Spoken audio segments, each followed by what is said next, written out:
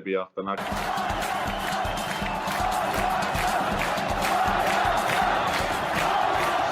Hello and welcome back to Football Kentron, the only English language podcast dedicated to Armenian football. I am your host Adam, and I am joined here by someone special, but we will get to that in a little bit. Chadens and Armen, how are you two gentlemen doing today? Super excited, baby.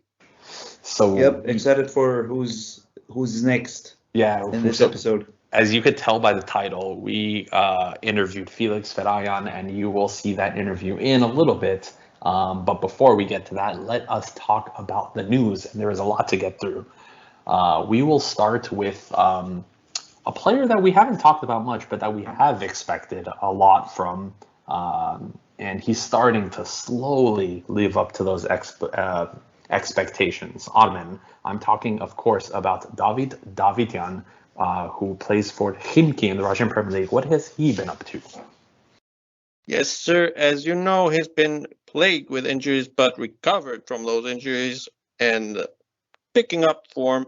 Preseason camp for HIFK, he scored a beautiful goal on their 1-3 unlucky, ironically, defeat the Danish team FC Helsingør. But the way he scored this goal, it was a very Davidyan fashion. As you guys remember, some of you from the APL at Alashkert, he went off the right wing as usual, dribbled past a few defenders, crossed the shot through mid-range inside the box to the lower cross corner of the goal. It was very much his Davidyan trademark.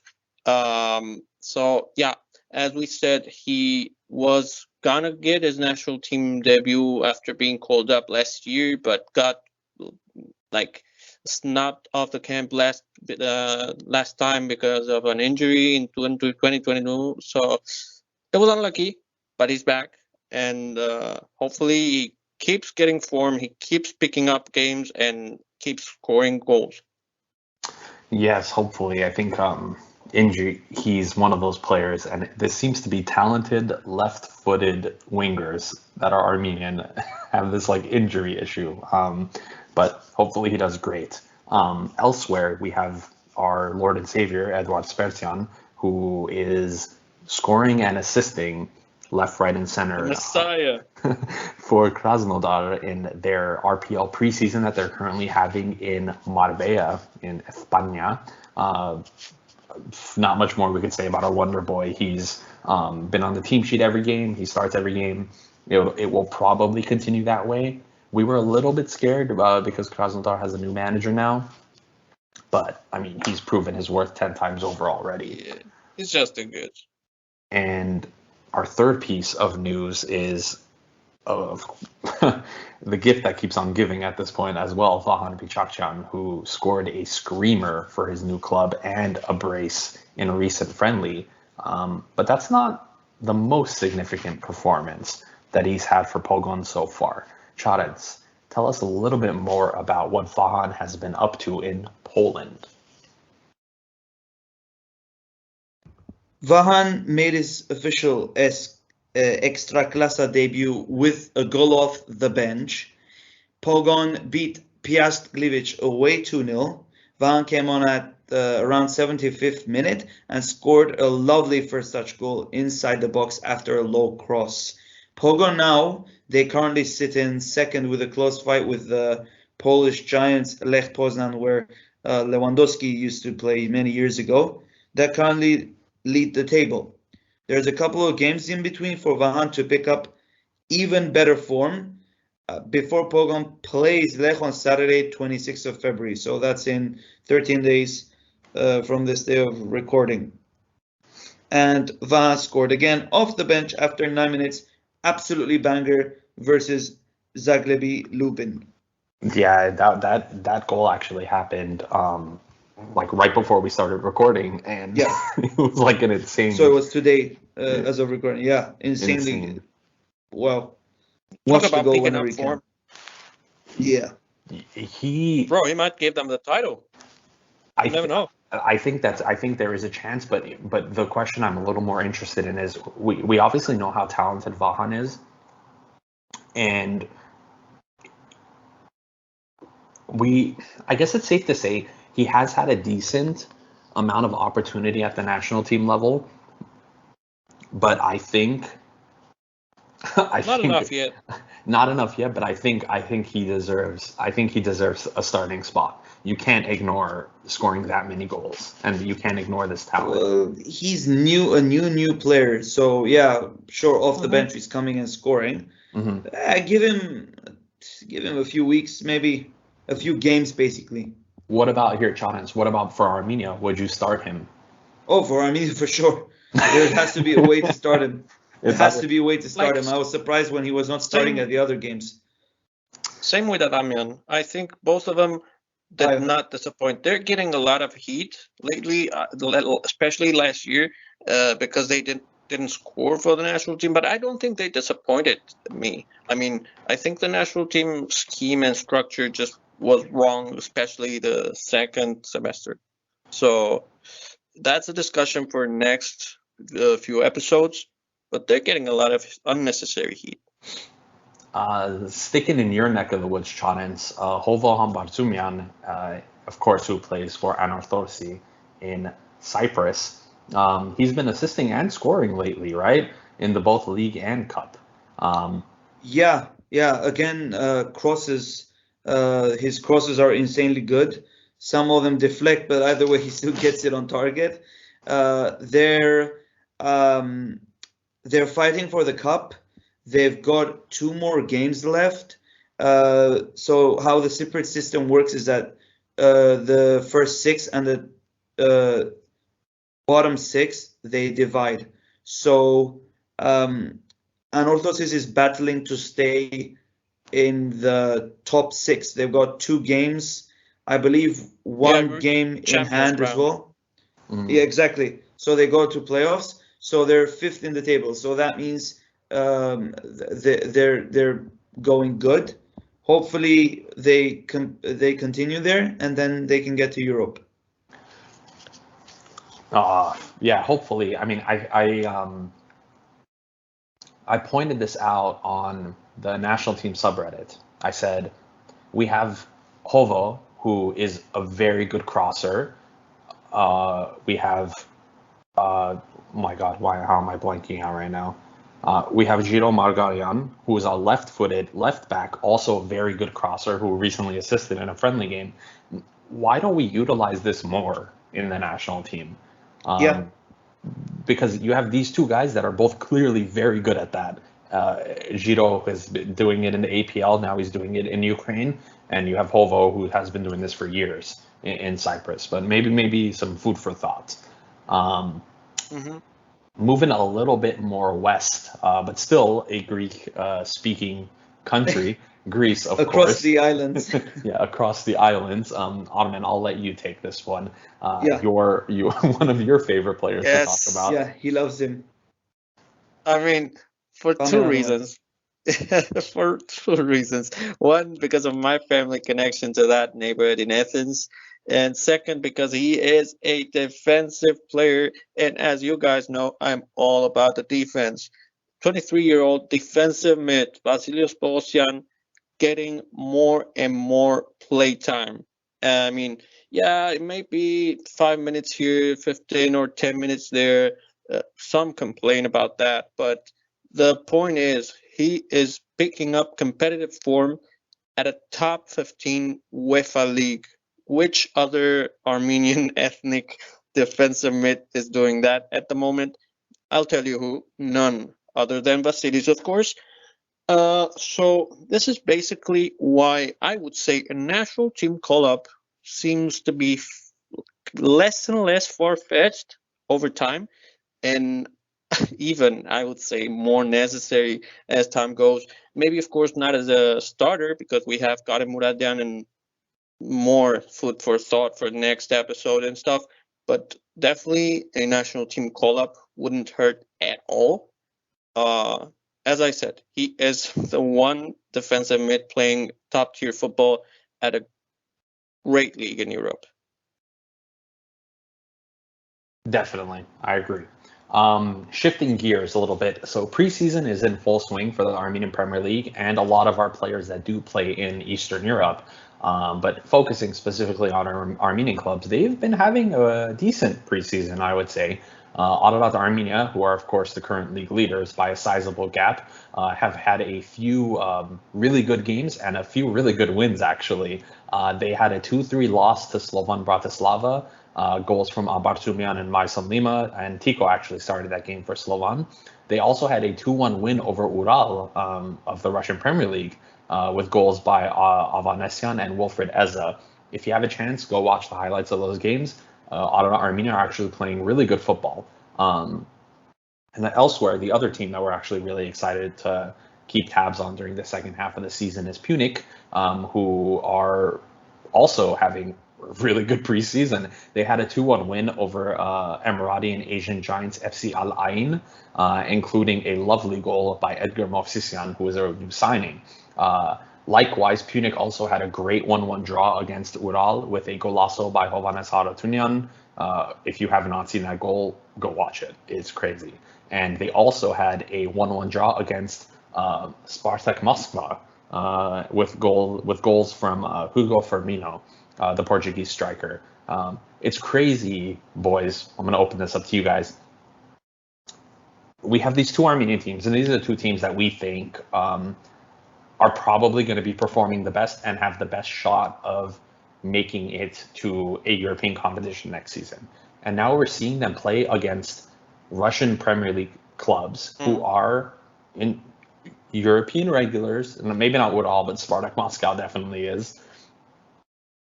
And they're competing, and not only are they competing, they're playing very, very good football. I was watching the game, the Punic versus Spartak, and Punic were passing the ball like I have never seen an Armenian club be that comfortable on the ball.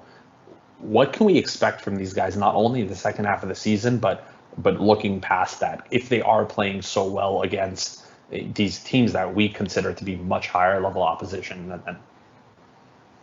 I think it's realistic to expect European football, not from just one, but two teams, and why not three? Because we are gonna bring up Noah in a little bit, and those are three teams I think are more than good enough, even better than last season's Alashket. So I think it's a matter of milestones achieved a couple of years ago.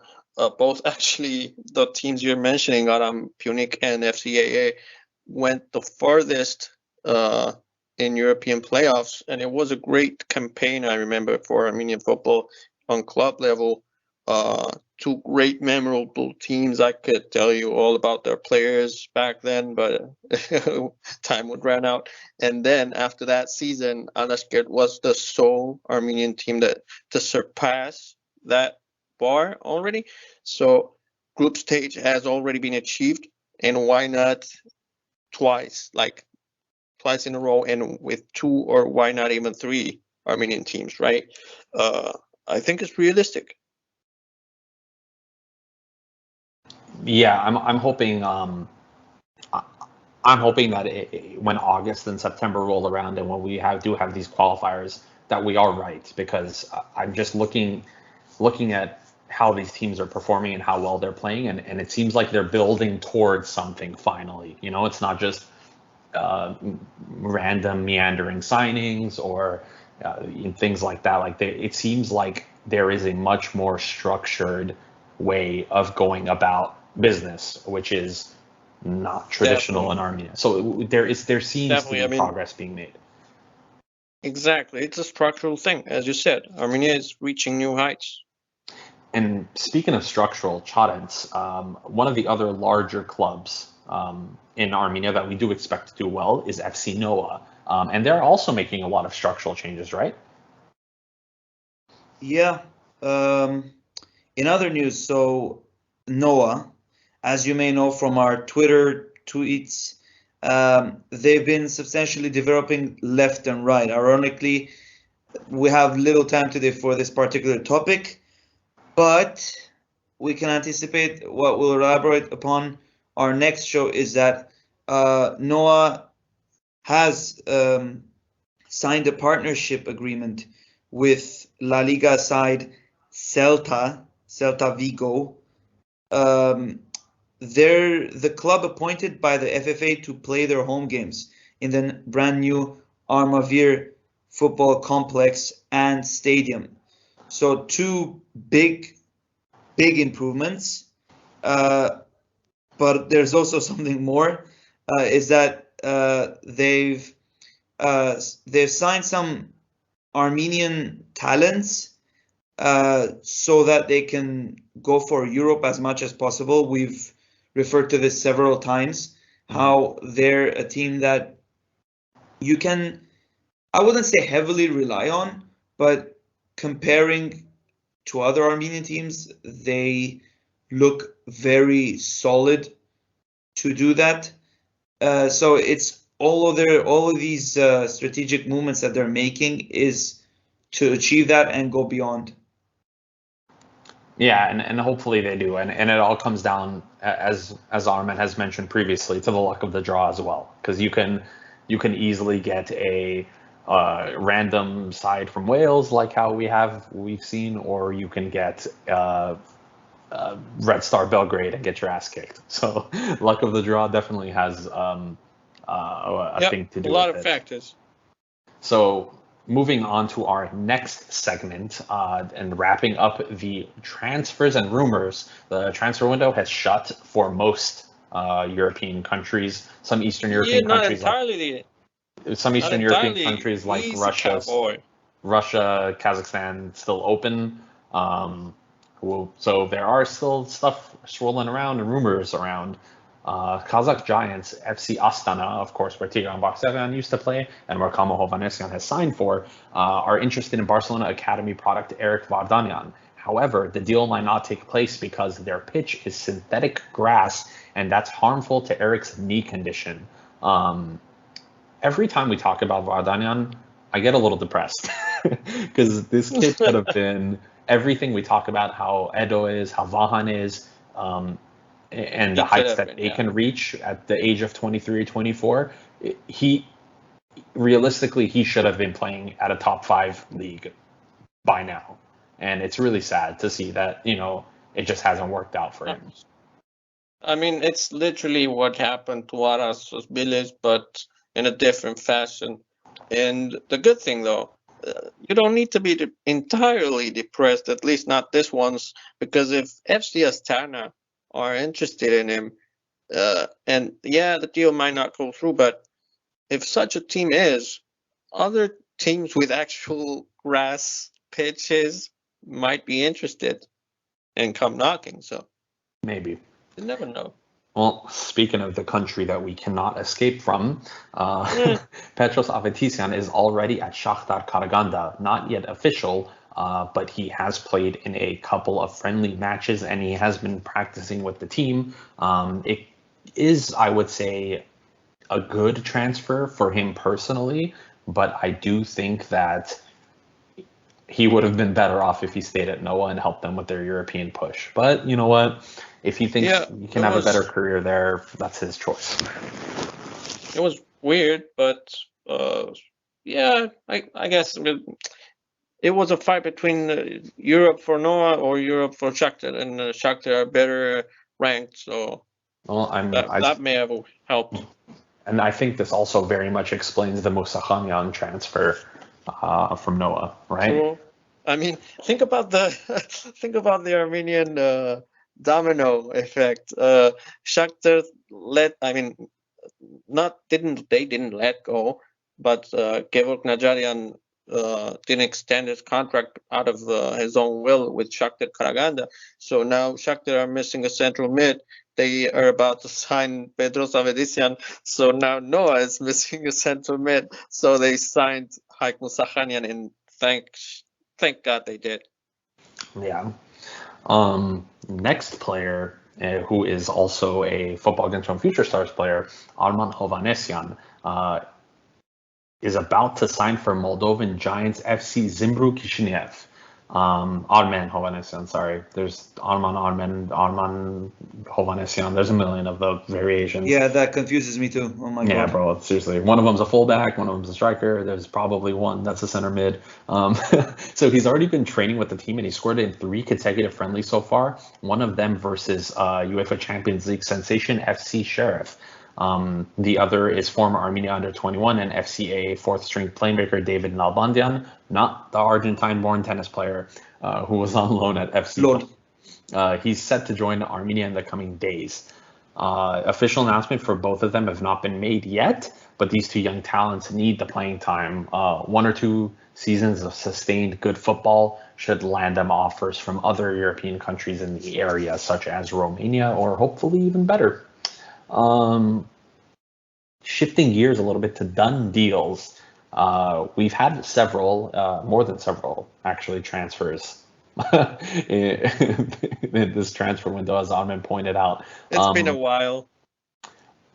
I would love your opinion on this first one, Armin. Artur Danielian has signed for how do you say that? Panserraikos. Panserraikos. Greek second-tier side on a 6-month contract, currently at the bottom of the table. What are your thoughts on that? I have a feeling you have an opinion. Yeah, especially he's a good glover. And a defender, a lover of defense. I mean, one would say at first sight, at first glance, Greek second tier, bottom of the table, awful. Especially for a guy that comes from the team that was third in the APL. We're talking about FC Sevan that got out of the competition because of their own issues. I don't know. It's a downgrade at first glance, but at the very least, it's a 6-month contract. So, I mean, if they end up getting relegated. Hopefully he won't be. I'm not saying he's dumb, because I think this has more to do with external factors rather than his own individual will. But I don't think it's going down with them if Panserraikos gets relegated. Yeah, I think the 6-month deal was indicative of that. It seemed a little last minute, but the fear is for me that there just wasn't interest in him, and I think that was pretty obvious. Yeah, maybe it's just a recruitment kind of thing. I don't know much of how it's inside. His preseason, his winter break, not preseason. His winter break was being weird because he started off going to the last team, the bottom of the table team from Slovakia, which was already a downgrade, right? Then he was clearly too good for that. He went and trained with Noah, where his good buddy defense in defense, Artur Kartasyan, signed. So that was exciting for us, right? He was about to go to a bad team abroad. Why not stay in Armenia and help a good team help each other? Would have been a win-win situation. Look, there's many. Go on. There's like many influences. There's many influences, but for I don't know, but for a second, it was a weird one. For a second, I'm thinking, I don't know why, but maybe like that 6-month contract is maybe much more money. I don't know, but it's a little weird. Sense. I don't know. Maybe that. I don't know. Maybe the weather. I don't know. No. Now that you mention it, it makes sense, because they may be like a Hail Mary kind of thing. That they're throwing money at him and at some other signings to help them get saved from relegation. That would make sense. I don't know the condition that does have a big budget. Panserraikos does have a big budget. That's because I don't know how their staff. I don't know how behind the scenes is there, like not behind the scenes, more like what situation they are in currently. They are way underperforming considering their budget and their pedigree. Yeah, probably it's probably they have the money. That's what I'm guessing. Again, downgrade. Further downgrade with a downgrade. Next, Giro Margarian, who transferred out of Yerevan in Armenia to FC Veres Ravine, the Ukrainian Premier League side, on a 3-year contract. At first glance, we were a little confuzzled, I would say, with this transfer. I still am. But they are apparently in a very much rebuilding stage. So hopefully, Margarian, of course, the Ukrainian league is a very high level of competition, which is good to see. Of course, knowing Aurora Yerevan's current state of affairs, it was probably a good move to get out.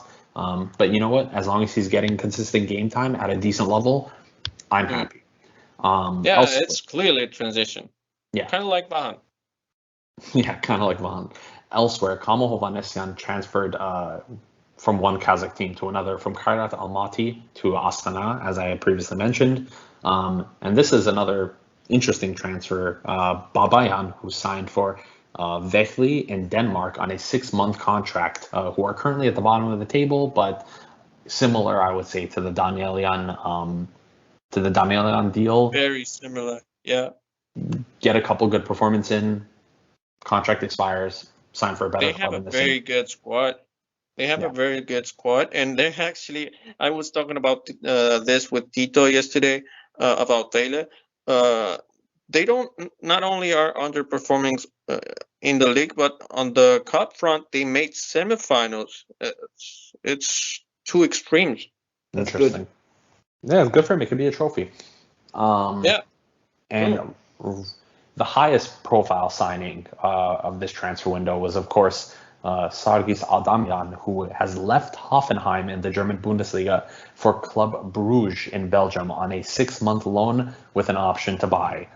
He was, of course, wanted by Alfred Schroeder, his former manager and the person who had brought him to Hoffenheim in the first place. He has only played or appeared once so far, and he's actually currently on the bench right now as they play Sporting Schaarhou. Literally right now. Right now, yeah, he's sitting on the bench. And hopefully he can come off and make an impact like Vahan has. Do you guys know how much the option to buy is by any chance? Good question. I don't think that one was disclosed. Oh, okay. But if I would venture to guess, 2 million probably. That seems to be around his mark. I'm guessing 1.7. Yeah. I don't know, something like that. So, but potentially the most important transfer of this window, Felix Ferahyan, who has transferred and signed a 1-year contract with an option to extend with Finnish side HIFK, or as we learned that it's pronounced, Armen. What was the pronunciation? Oh no, that was you. You're the one that repeated the words.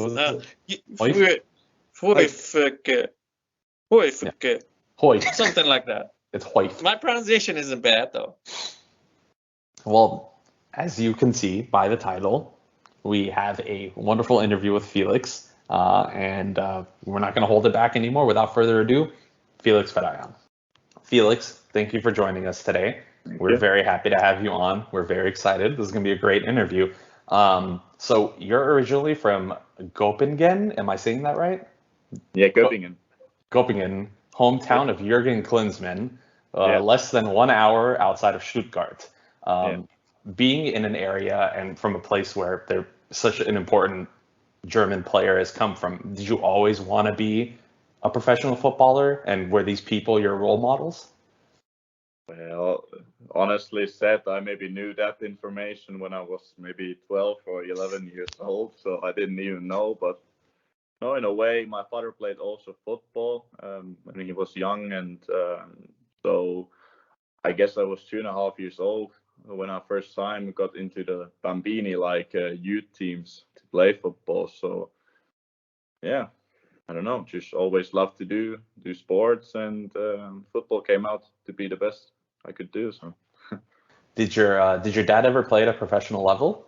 No, at the professional level, but like for hobby. And well, he says he was a rocket and like an all-round player and so on. But that's what all it seems to be a common trait amongst like Armenians and Middle Easterns. All of their parents, grandparents, and uncles were great players. They could have gone pro if the war didn't break out or something like that. Parents in general, or dads in general, always like they make themselves a little bit seem better than they are. But I guess that's included in Football Football Kentron is getting therapy sessions, bro. Therapy sessions, yeah.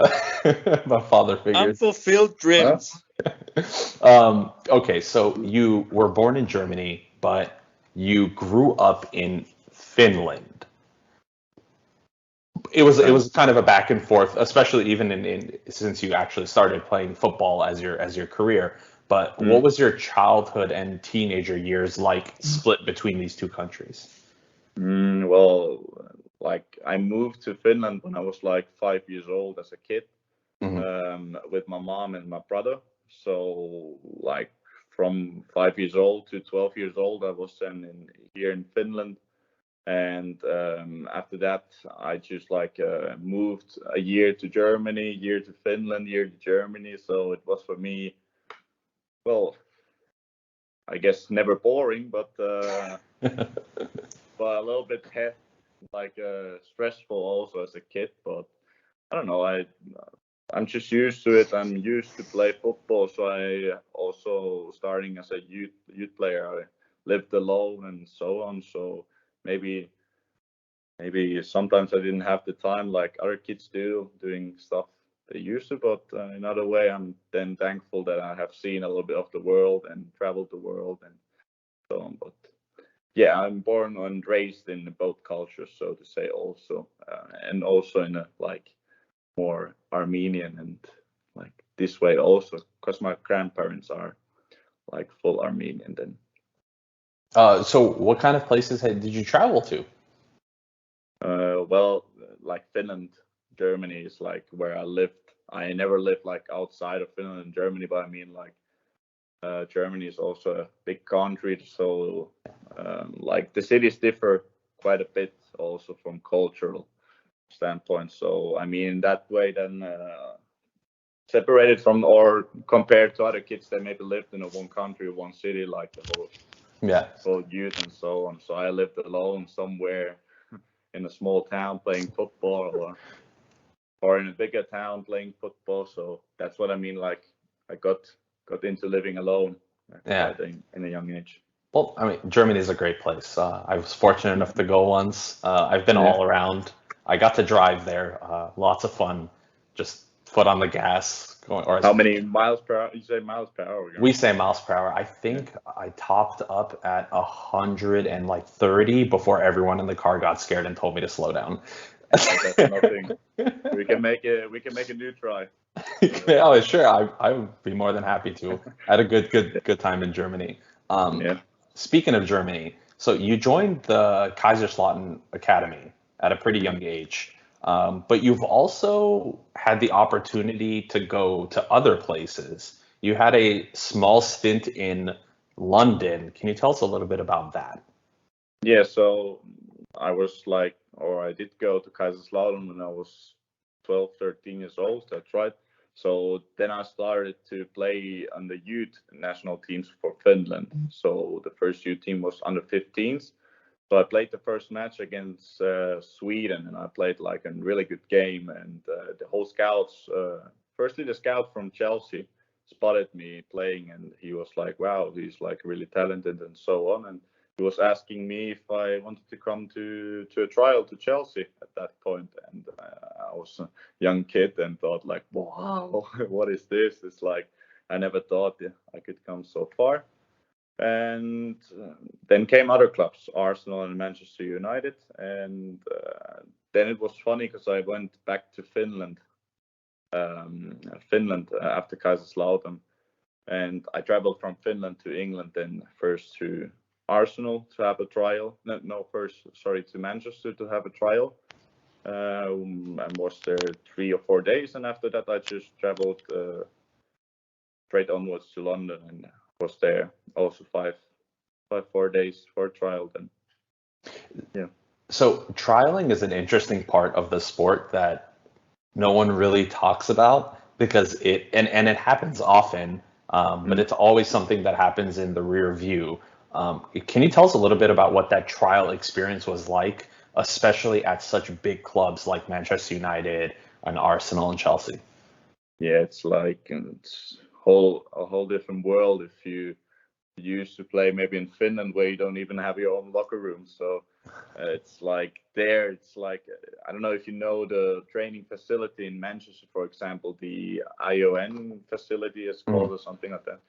So I went there. It's like a huge place with like maybe 30 pitches or football pitches and so on. So I was like,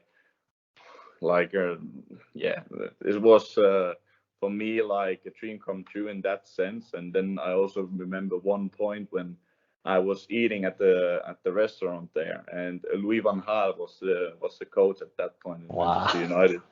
So I was sitting alone on the restaurant there, and he came through the like big door. He opened the door and he saw me, came to me, and I was like shaking.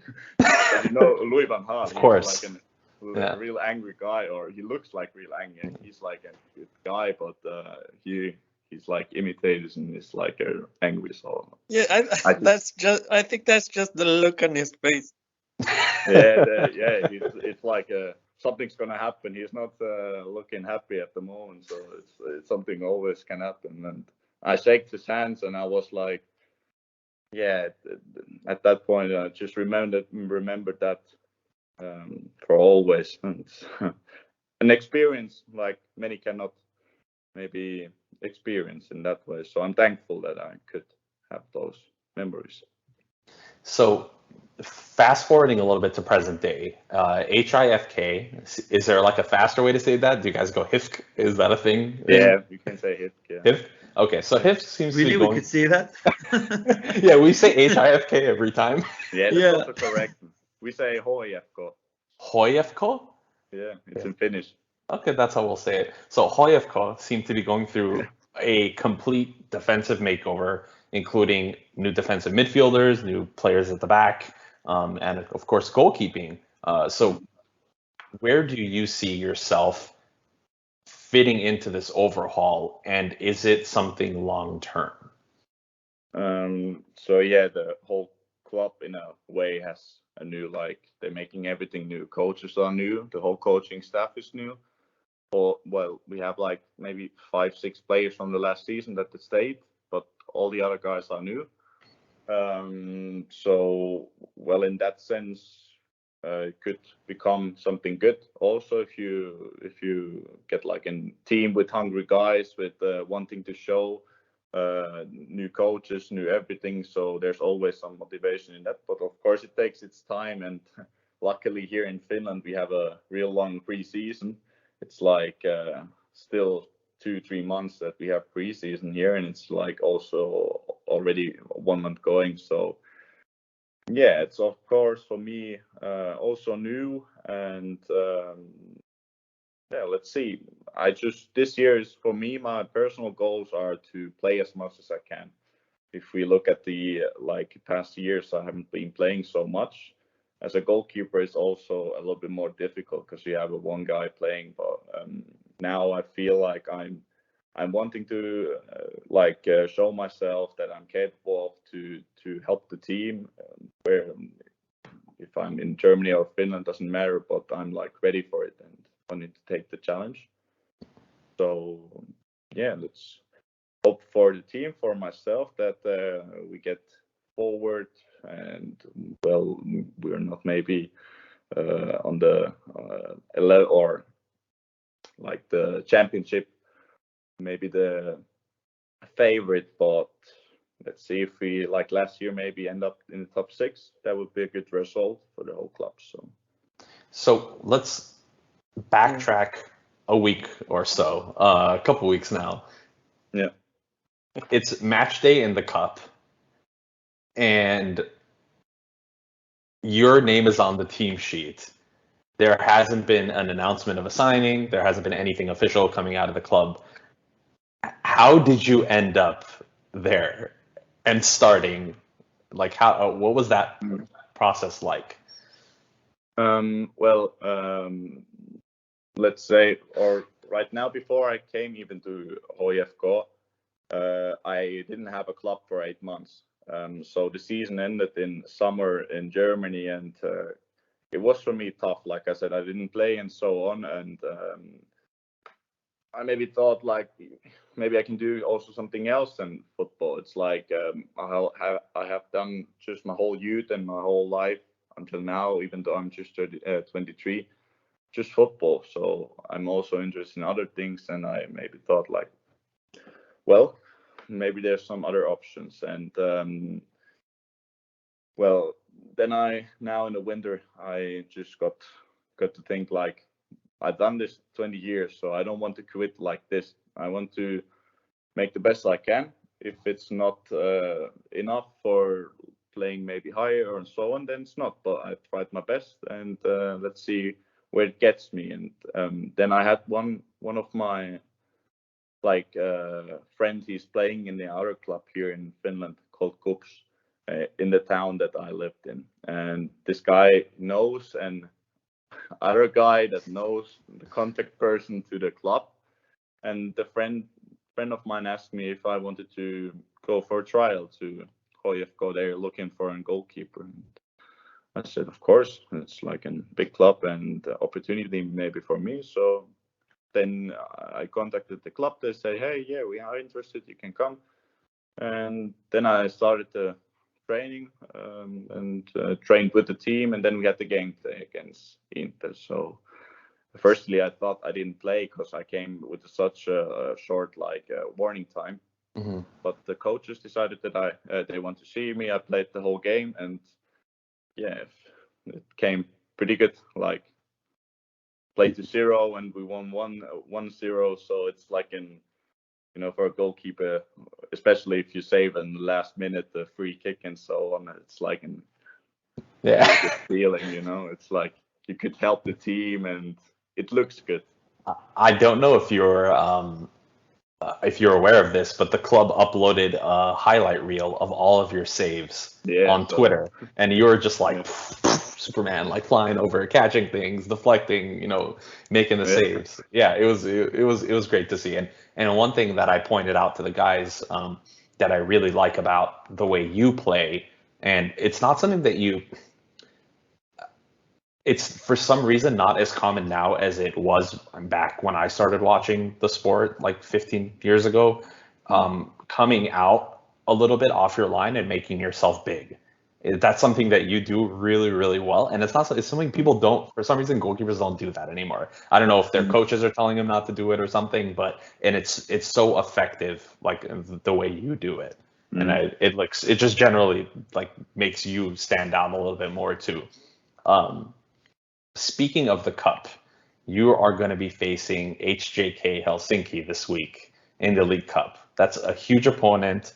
It's a big game, and you managed to keep a clean sheet in your debut, like how we talked about, with some great saves. How far do you and the club see yourselves going in this competition? Well, like I said a little bit before, this is now the pre-season time for all the clubs here in Finland. So this cup maybe isn't the aim for the whole, or it's just preparation for the season that is coming then.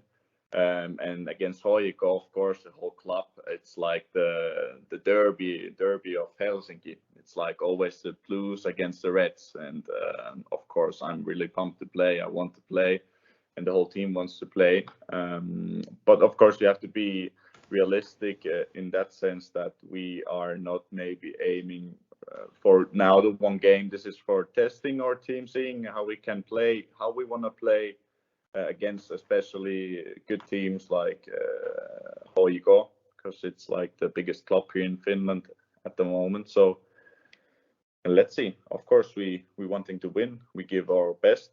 And if we manage to keep it clean in the defense and maybe get some counter attacks also, a few points, so could come out good. So let's see. Well, if you want some extra game tape, Helsinki actually played against Alashkert of Armenia in the European Conference League. So I don't know if you had ever realize that or watch that. So you watch that game tape, you can see what they're all about. So you mentioned that the league is starting in April. Could you tell us a little bit about the Finnish league, since our audience, Armenians or non-Armenians even, who aren't really familiar with it, what is it like? What's the format? What's the expectation? Who's the big dog, the little dog, all that stuff? Well, of course, the Finnish league maybe isn't like a Bundesliga or a Premier League, or in that sense, of course, it's clear. You could compare it maybe on the level like with Armenian or the Armenian league. It's of course you have always teams that have like bigger and a little bit more money and so on. It's growing here, of course, or also especially now it helps that we were at the European Championship competition, so we get a little bit more attention also in that. But in a realistic way, of course, it's not.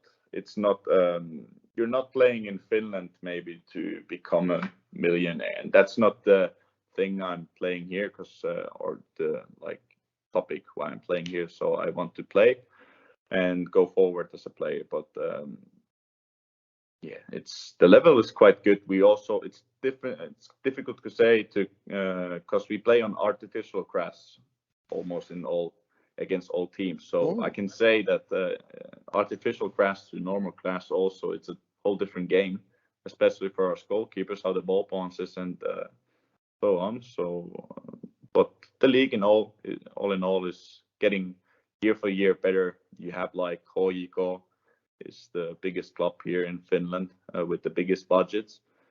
KuPS, Kuopio, where I come from, is now also the last couple of years played a really good, especially in the European league, these qualifications game and so on against Berlin. Yeah, they actually beat another Armenian team. Noah. Yeah. They play against the Yerevan team, right? It was FC Noah. They're like a little bit newer team, but I think Noah beat them the first time in the first leg 1-0, but KuPS came back in the second leg. Home, I guess it was 7-1 or 5-1 or something. Yeah, it was crazy. Yeah, it was. Yeah, but I tell artificial grass. Yeah. Different. Yeah. And have you played that artificial grass or before in Germany? Well, of course, in the youth teams, you usually play also more on artificial grass, but on the adult teams or professional teams, you just actually mostly play on grass. Maybe if it's like winter and you cannot play on the grass, you have like in plan B to play somewhere on the artificial grass.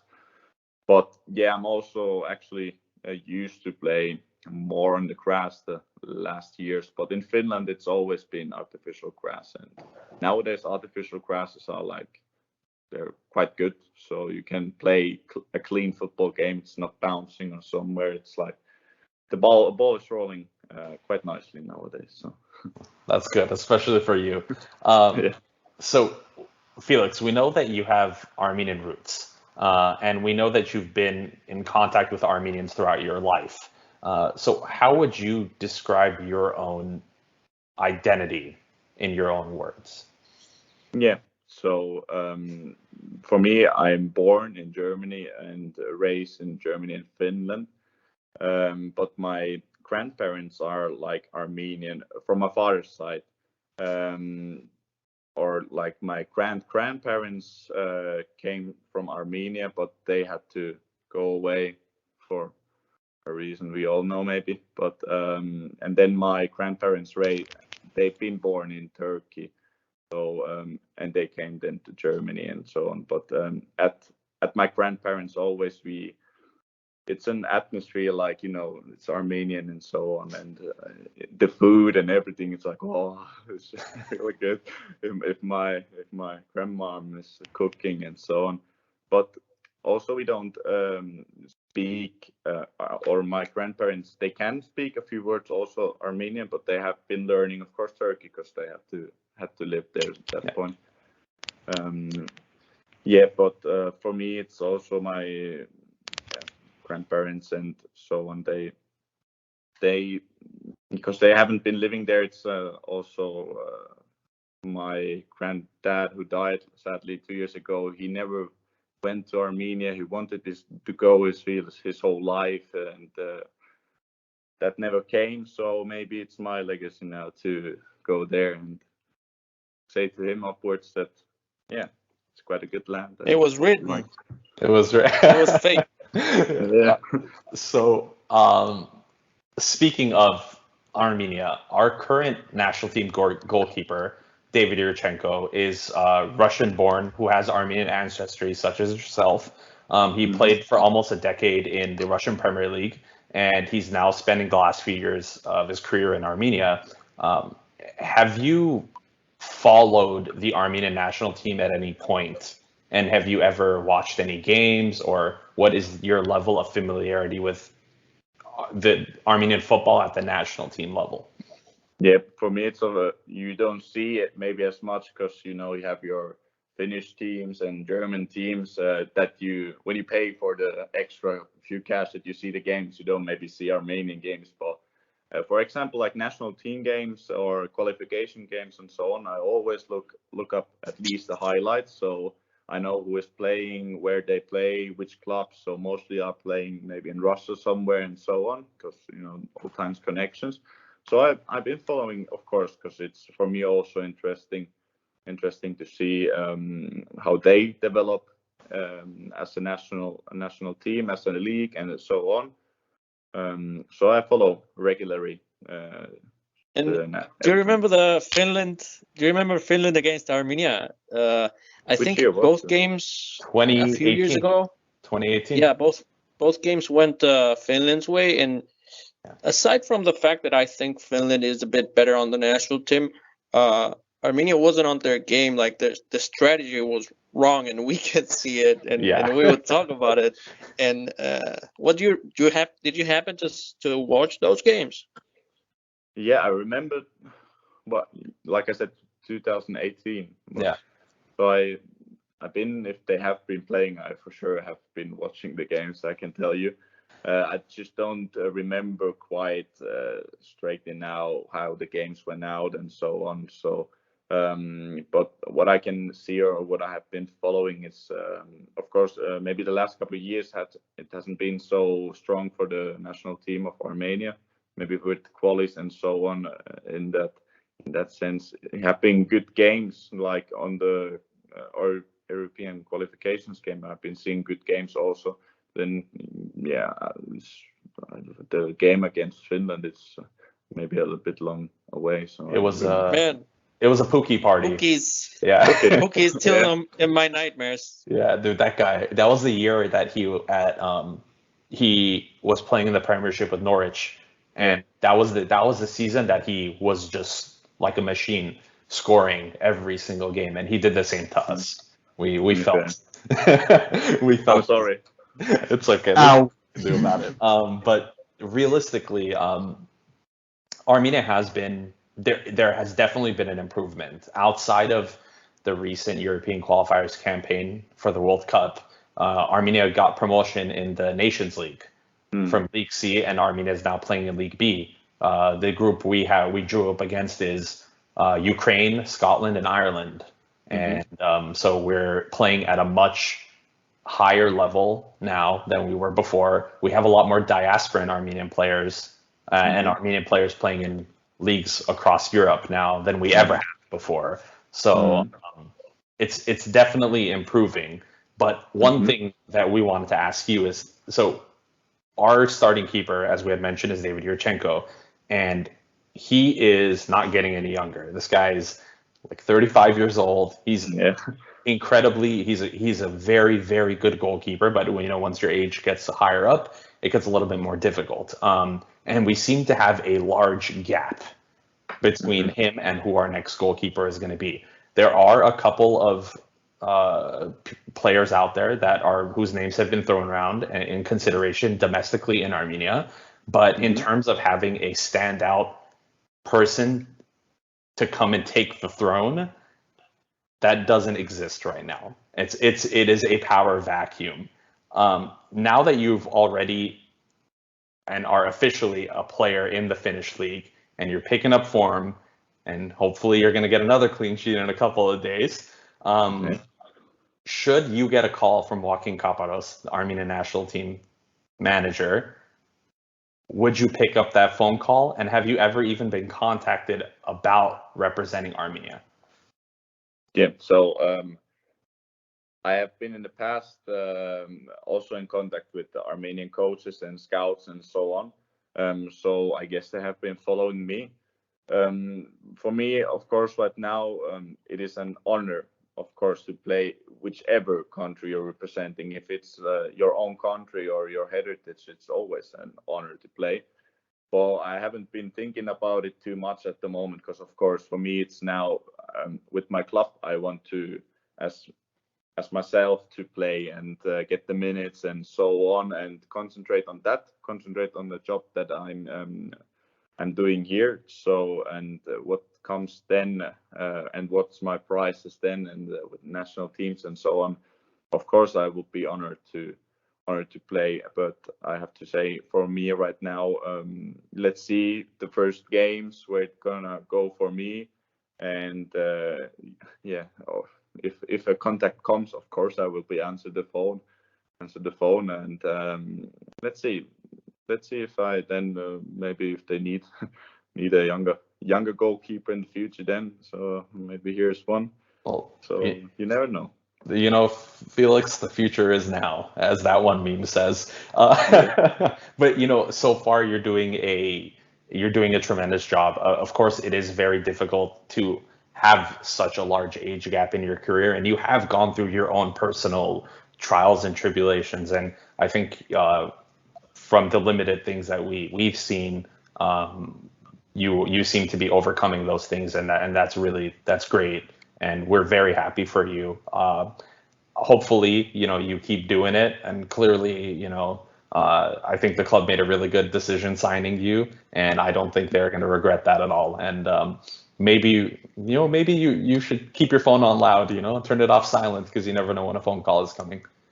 Yeah, sure. If there comes one, then I will be, of course, answering the phone, maybe booking the flight to Armenia and making my passport also. Yeah, you know, Armenia. And if you need the jokes and insults in Armenia, we got you covered. Yeah. Well, just I heard like it just takes 2 weeks and I get my passport. So. Yeah, I think the process. Those taxi drivers. I think the process is a little bit faster if you're an important person like a national team player. I think they get it done a little quicker. Yeah, they're good at that. Of course, I want to ask you maybe a little bit more Armenian specific questions now.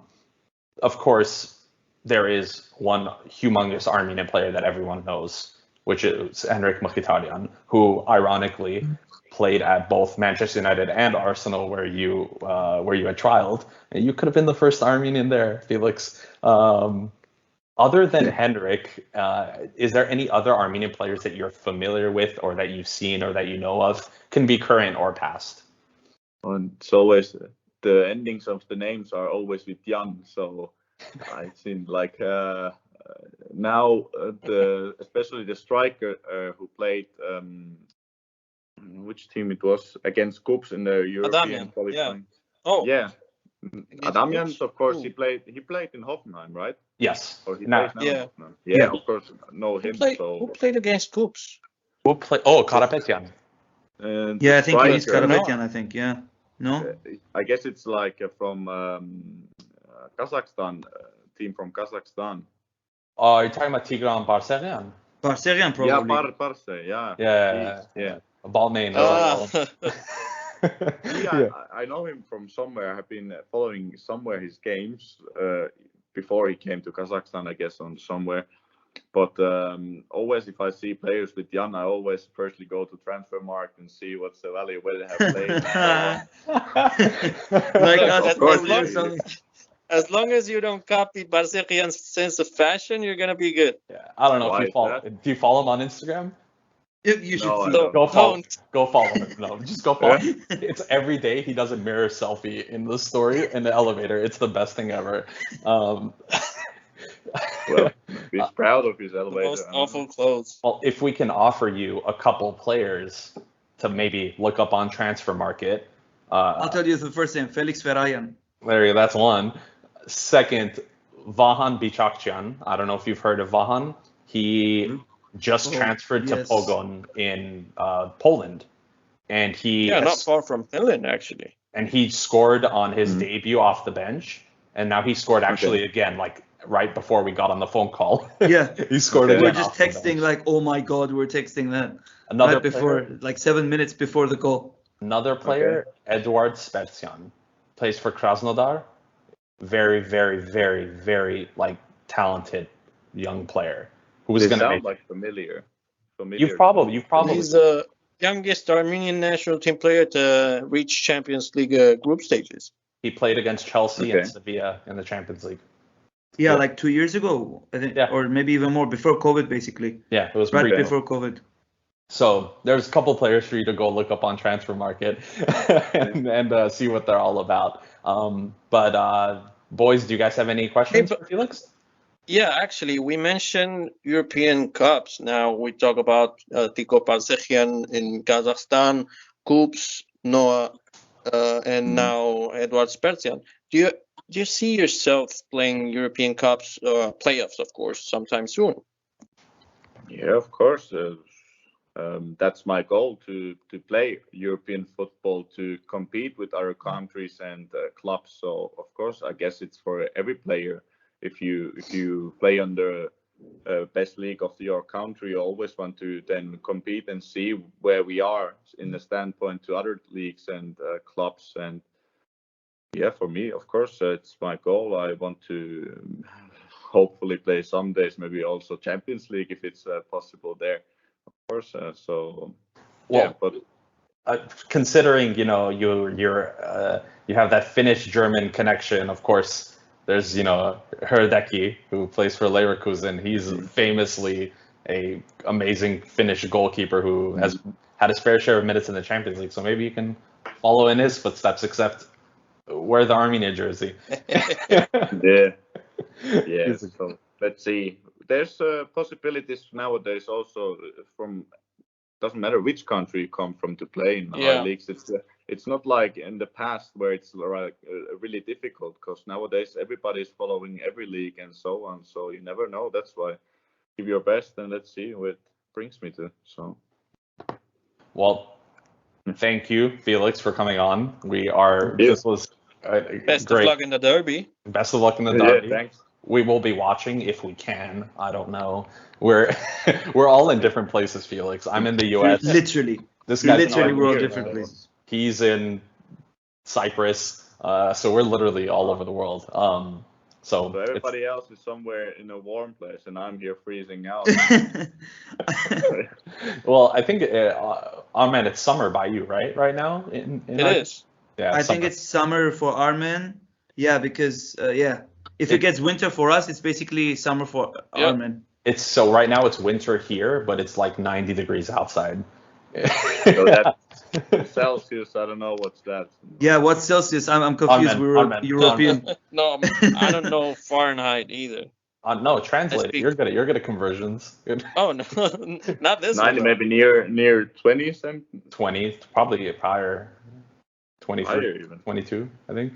Thing is, we Can you are maybe book all me a over the ticket world. straight away? If you want, bro. Look. I don't know if HIFK is agreeing with me straight away with this one. Tell HIFK next time training camp in LA. Come training camp here. It'll be nice. Yeah, how's the club like? They treating you well? Because it's one of the biggest clubs in Finland, right?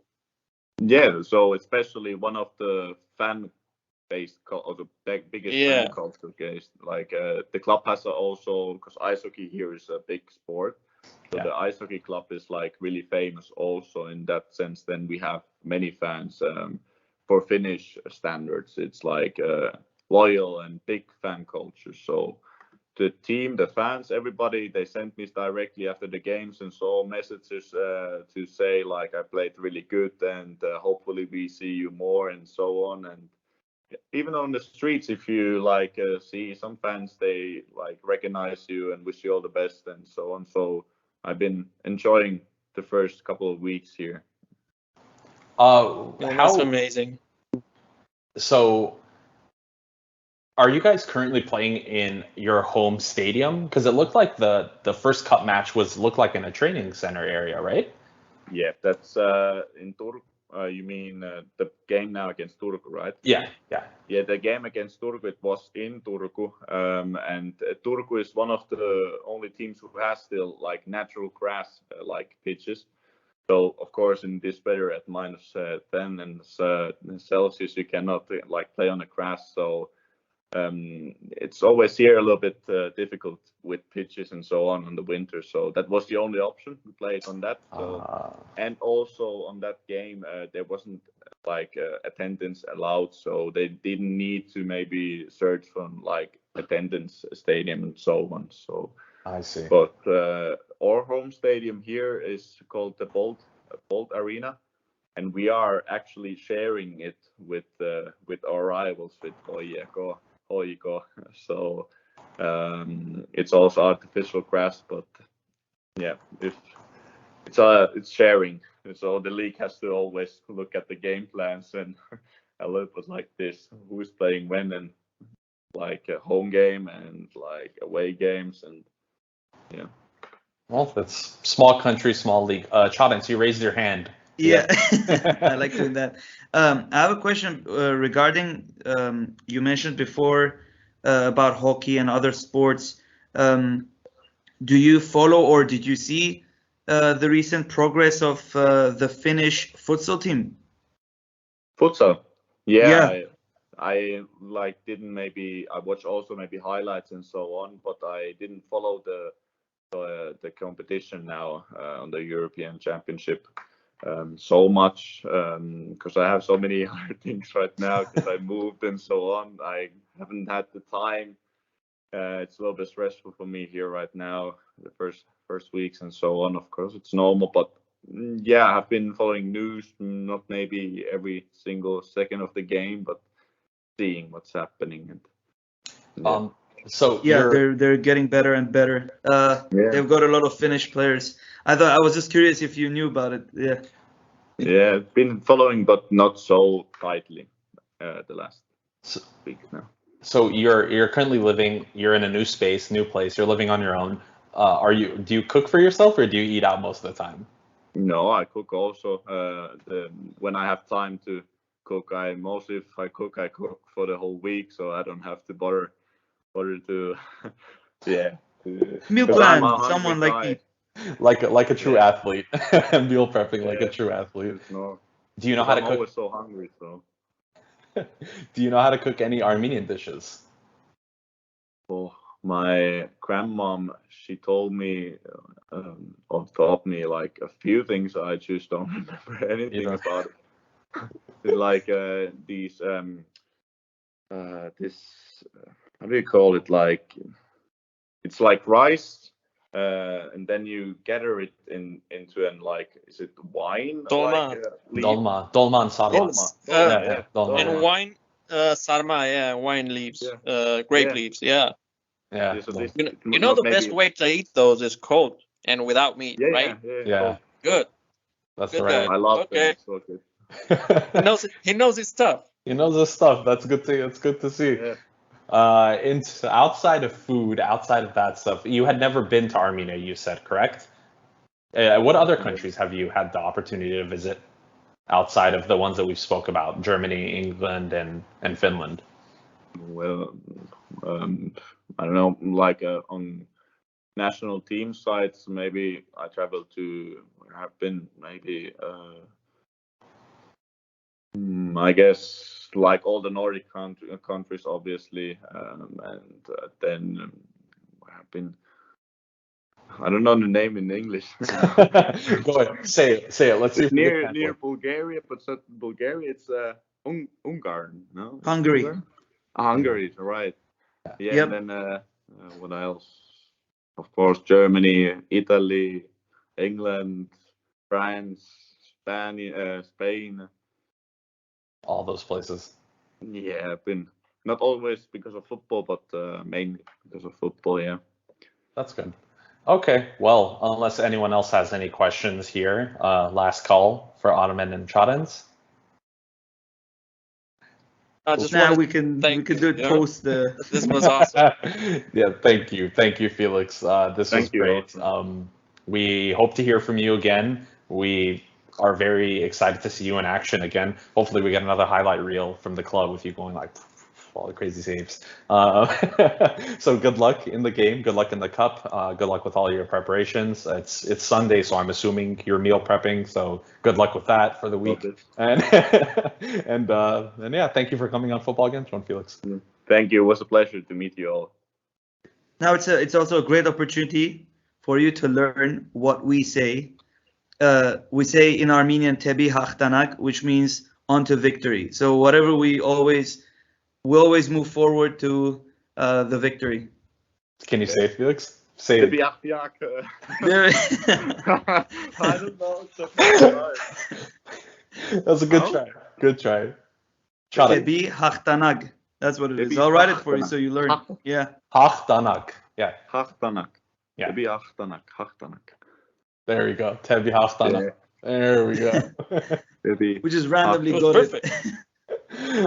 All right. Well, that's it from I keep us. that in my mind. So I scream it when we are in the circle with the teams. Yeah, make the team scream it. Shit, that would be awesome. Yeah. That would be cool. There's an That would- idea. Yeah. Let's see what the guy says to it. They'll be like, what? Something new. The Finnish, does the Finnish language have a lot of like, Armenian has a lot of like little very heavy letters. Does the Finnish language have it too? You don't even have those letters in or it's like a and So like double A's, right? Double A's, J's. Yeah, like A with 2 dots, like above 2 dots. the A. It's Yeah. Ah. in our country. Yeah, for example, if I don't know, like Kimi Räikkönen, for example, is a famous Formula 1 driver, and the people always say Raikkonen, but it's Räikkönen. It's the A that is missing. Yeah, man. I don't know. These languages, man. Armenian's a tough language. It's very heavy on the ears, but it's a great. The writing is like completely like Unique. learn that is what is this is. There's I don't know if you've been on this trend, Felix. Maybe not because you're a busy person. But have you ever heard of Wordle? Do you know what Wordle is? No, you probably don't. I don't know if they have Twitter it. game. Don't bother. No, don't bother. We won't bother with that one. Okay. No, there was an Armenian version. I was gonna say maybe you should try it out and see if you can do it. But no, forget it. It's too hard. It's hard for me. I can hardly write. Yeah. It was frustrating. No, I tried it only once. No, there you go. Sean and send Fuck it. this. No, that's completely different. Armin would beat me if I didn't send it. What is it? It'll help you to learn Armenian little by little. Oh yeah, that's true. The AGB. link looks a little bit suspicious. So. Yeah, it looks suspicious for some reason. For me, it opened perfectly, but it looks weird. Oh my god. AGB is the Armenian General Benevolent Union. They're an Armenian Oh, yeah, they're organization awesome. that like Yeah. things on preserving Armenian culture in the diaspora. They have a free online virtual college where you can take Armenian lessons and like learn Armenian. Yeah. So maybe just throwing it Yeah, out. but Yeah. you're better off learning Armenian with us. Yeah, there you go. Just give us a call anytime. Be like, what does this mean? Yeah, legit. How do I respond? We're Yeah. planning on doing something Yes. hopefully for that How too. do I ask for directions? Oh, that's a good one. How to ask for directions. Get in a cab in Armenia. Do you know any Armenians in the football world in Finland or Anywhere. in the They have sporting been, world maybe? Yeah, there have been a few. Like 2 years ago, there was one player, but besides that, he went already away. But Yagan. besides Ivan. Ivan Yagan, right? Yeah. that, I guess Played he for played Mariham. in Bebe. How do you pronounce Mariham or however that goes? Mariham? What is that? Marianham. Marianham. What? Marianham. What? Marianhamina. Damn. Marianham. We're learning everything now. Marianham. Do you have to go Marianham? You're actually playing. You're actually playing them for the cup too now. Yeah. After Too all, bad. because- Too bad he didn't stay there. So, actually, this is a good question that I should ask you instead of Wikipedia. Wait, you're still not recording, right? No, we're recording. Oh my god. This can all be edited later. Yeah. How does the cup work? Does only the top team in the group progress to the next stage, or is it top 2 teams? like I guess just the first one. I Just guess the first also one. the best second one goes further in the end. I see. And this is like this cup that we are playing now. It hasn't been we haven't been playing this cup for like 10 years or something. So we have Liiga Cup and Suomen Cup in Finland. So Suomen Cup is like the real FA. cup. Yeah. So it's a little bit different. Just Liiga Cup is where all the teams from the first league play against, and then we have like for lower divisions also some other cups. But we are getting that Suomen Cup also, where we play like all teams against like all divisions. When does the Suomen Cup kick off?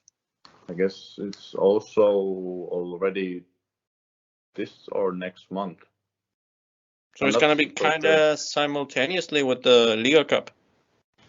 Yeah, it's like the Liiga Cup is now made more for preparations game, because in Finland we have a lot of trial players, and the club want to see the players playing somewhere so they make this Liiga Cup to come back now. It's a little bit. It's not that maybe competitive mindset competition. It's like a transition cup. Yeah, it's more like preparation cup for the cup and then the league. That's cool, man. I mean, it's systematic and smart and reasonable. It's the way everywhere should do it. And it's also a trophy, Felix. And you're a player, and you want to win, right? Exactly. Yeah, of course. Of course. Yeah, There you go. you can if you can win. So.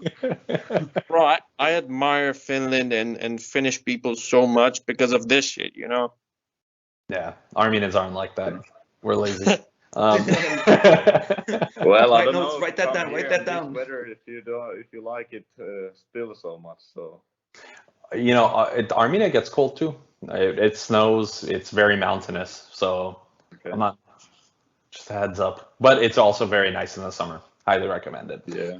All right. Well, Felix, thank you. This was great. We appreciate you coming on. Hopefully we can do this again sometime whenever you're a cup winner. Yeah, hopefully. Or an Armenian National Team player, one of those two, whichever comes first. Well, we hope you guys enjoyed that interview with Felix. Wow. He is a pleasure to talk to. He is a great guy. Excited to see what happens and whether or not he puts on the Armenian colors. Did someone say something? Anyway, I think we've had you guys for long enough today. Thank you for tuning into Football Kentron on behalf of the boys, Chadens and Ottoman. Thank you for listening. Tito sends his wishes to everyone. We love you, Tito. Vamos, Tito. Vamos, Tito. He's just balling it up in the Sunday League. Oh, another. All right, guys, that's enough. That's it for football. That's enough. Whoa. That's enough. No, enough fun. That's it for Football Kentron. Thanks for listening, and peace. You can go on, man.